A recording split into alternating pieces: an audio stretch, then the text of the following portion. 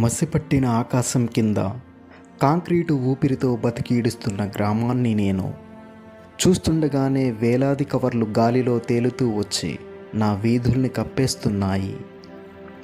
పరిగెత్తుతున్న ఓ కవర్ని పిలిచి నీ ఇల్లెక్కడా అని అడిగాను. దానికి సమాధానంగా ఆ కవర్ ఎవరో ఒకసారి వాడి పారేసిన జ్ఞాపకం అని నిర్లక్ష్యంగా చెప్పింది. కురుస్తున్న కవర్ల తాకిడికి శ్వాస ఆడక నేల గిలగిలలాడుతుంది. కాలువల గొంతులు పూడికలతో ఉబ్బిపోయాయి.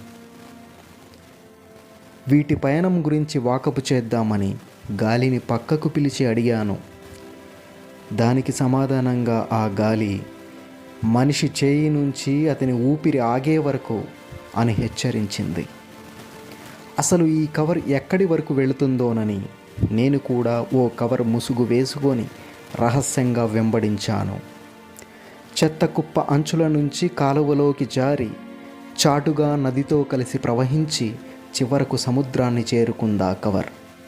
సముద్రాన్ని కావలి కాచే అలలు ఎంతగా నెడుతున్నా నురగల కింద దాక్కొని మెల్లగా సముద్రపు లోతుల్లోకి చేరి చిన్న చిన్న చేపల నుంచి పెద్ద తిమింగళాల వరకు వాటి గొంతులన్నిటినీ నులమసాగింది. ఆ హృదయ విదారక దృశ్యాన్ని చూసిన నేను ఓ క్షణం ఆగి నా చేతుల్ని చూసుకున్నాను. ఈ నీటిలో కలుస్తున్నవి నిజంగా కవర్లేనా లేక మన నిర్లక్ష్యమా అనే సందేహం రేకెత్తింది.